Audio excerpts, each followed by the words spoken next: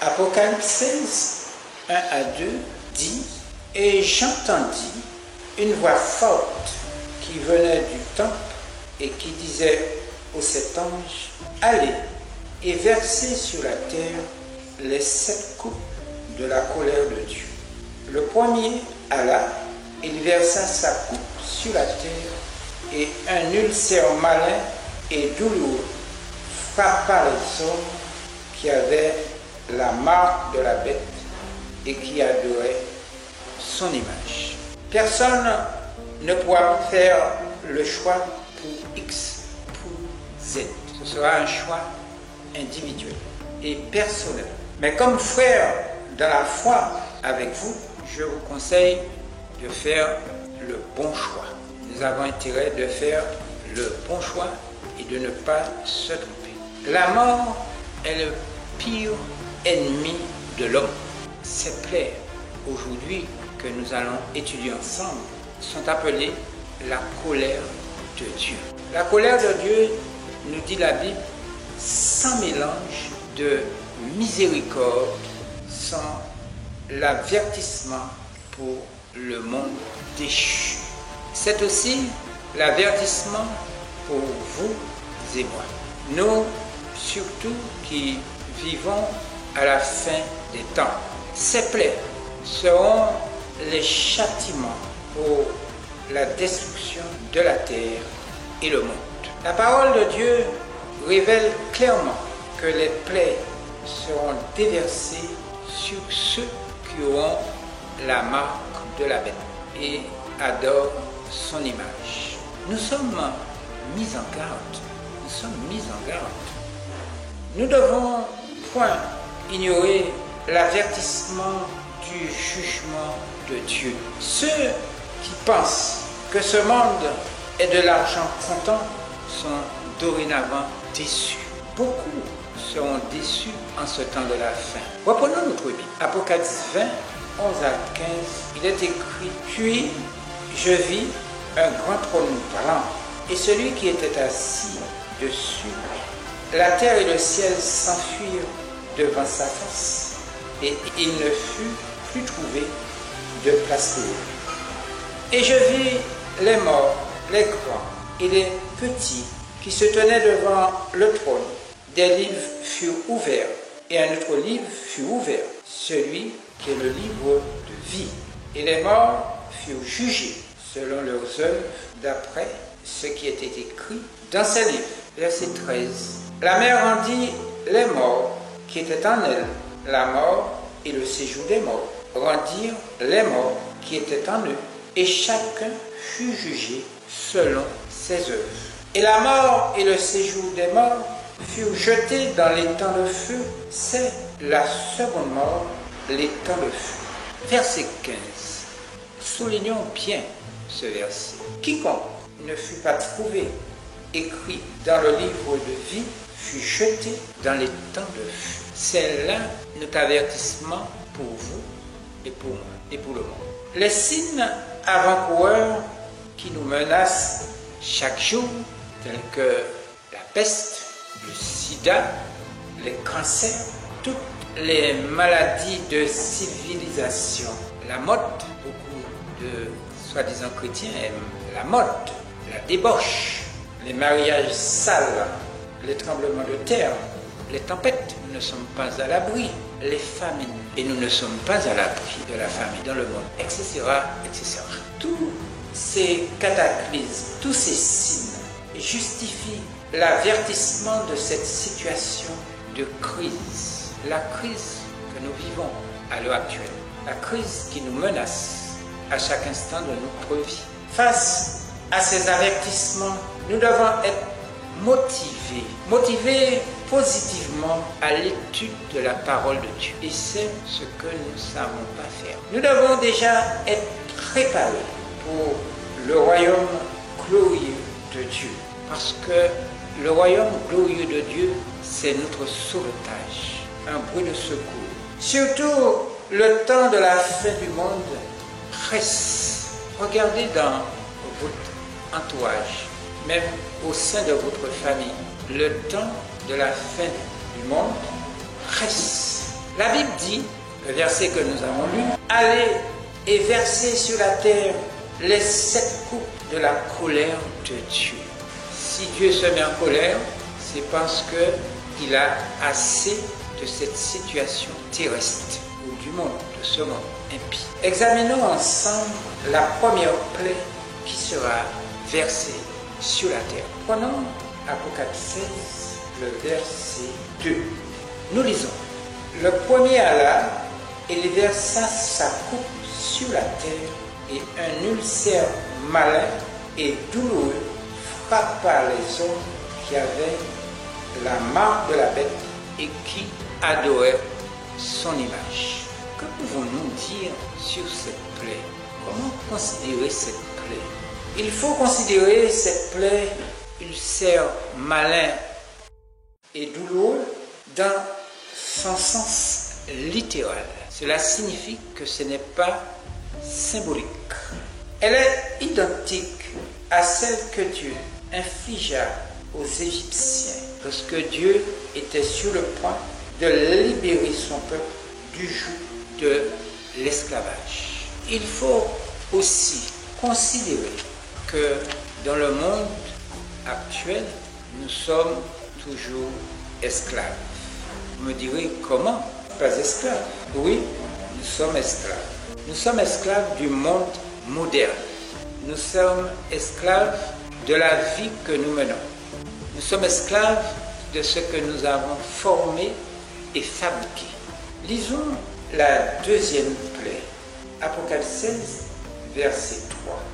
Le second versa sa coupe dans la mer et elle devint du sang comme celui de mort, et tout être vivant mourut, tous ceux qui étaient dans la mer. Il est répugnant d'imaginer une substance infectieuse, mortelle, que le sang de mort et l'eau de mer se transforment de cette façon sous cette deuxième plaie. Les poissons, les autres animaux de la mer seront contaminés par la mer devint du sang, comme pas n'importe quel sang, mais comme le sang de mort. Le sang de mort n'a pas la vie. Le sang de mort est rempli de toxines et du poison. Troisième plaie, Apocalypse 16, 4 à 7. Le troisième versa sa coupe dans les fleuves et dans les sources d'eau, et ils devinrent du sang.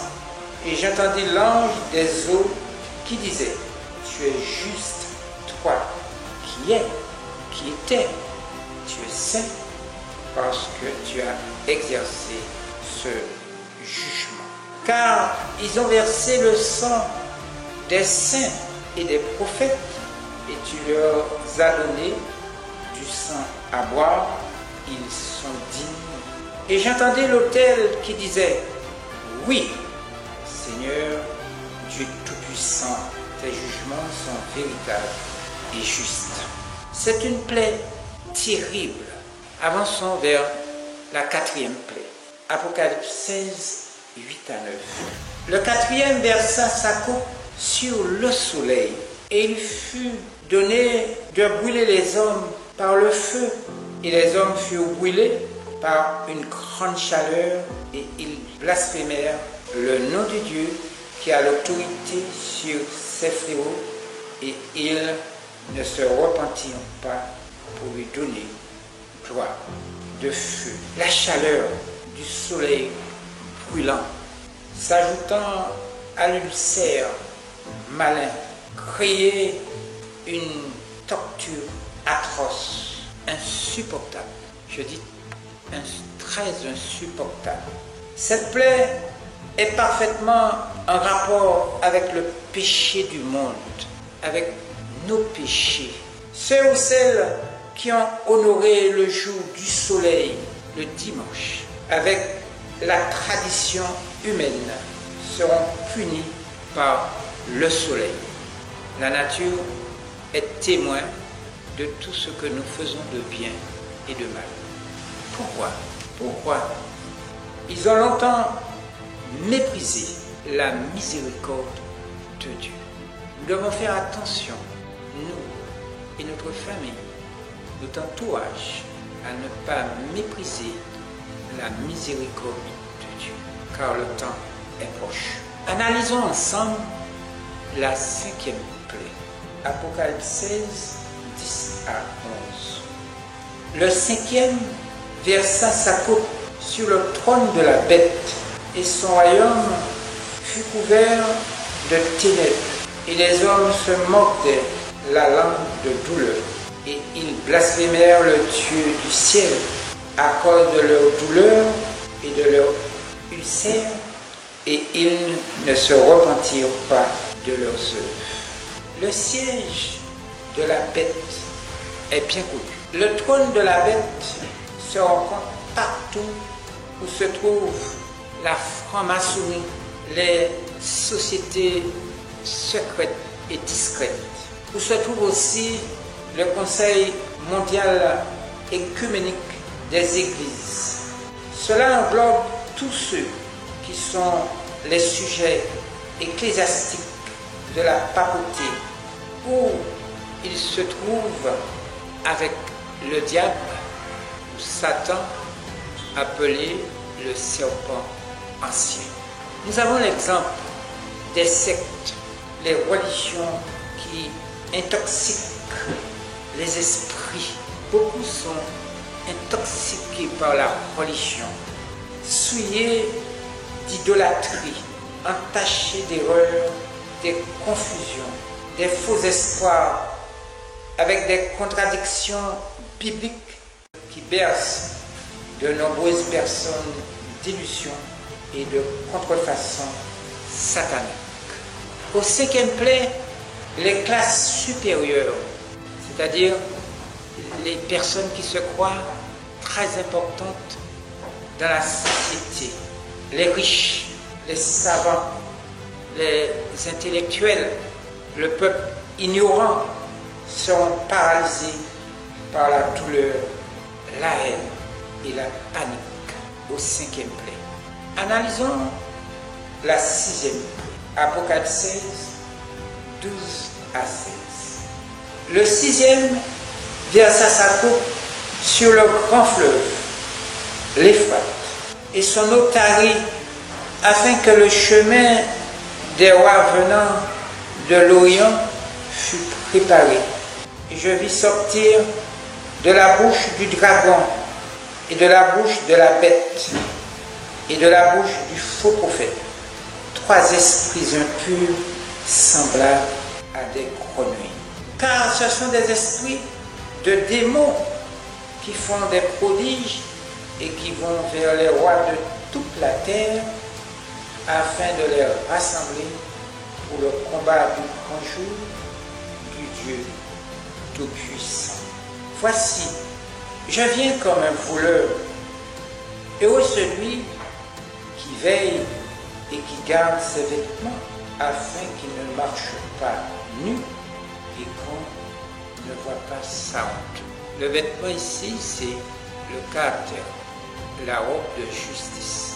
Verset 16. Ils les rassemblèrent dans le lieu appelé en hébreu Armageddon. Que pouvons-nous dire de cette plaie, cette 6e plaie? Pendant cette plaie se produiront de la sécheresse. Oui, de la sécheresse.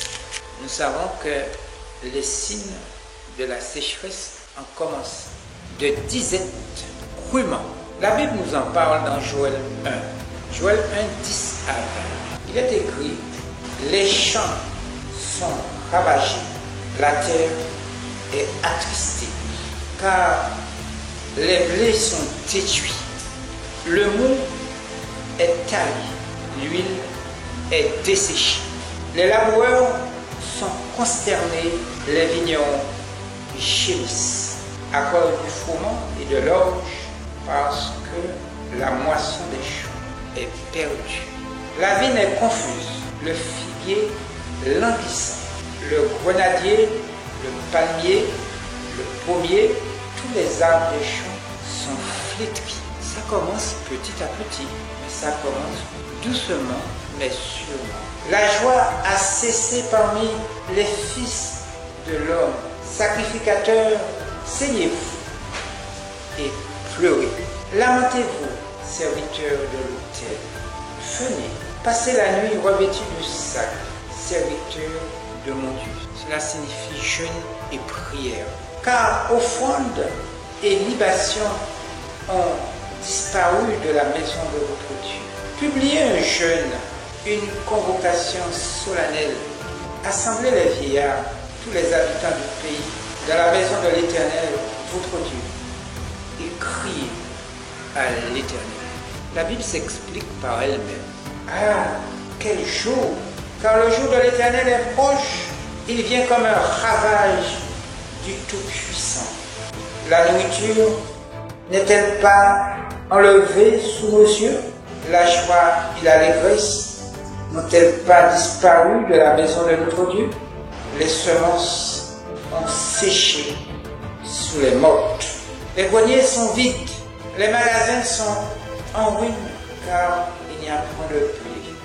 Comme les bêtes gémissent, les troupeaux de bœufs sont consternés, parce qu'ils sont sans pâturage à cause de la sécheresse. Et même les troupeaux de brebis sont en souffrance. C'est vers toi que je crie au Éternel, car le feu a dévoré les plaines du désert, et la flamme a brûlé tous les arbres des champs. Les bêtes des champs crient aussi vers toi, car les torrents sont à sec, et le feu a dévoré les plaines du désert. C'est ce qui nous attend, du moins ce que nous attendons. L'assèchement de l'Euphrate sera littéral.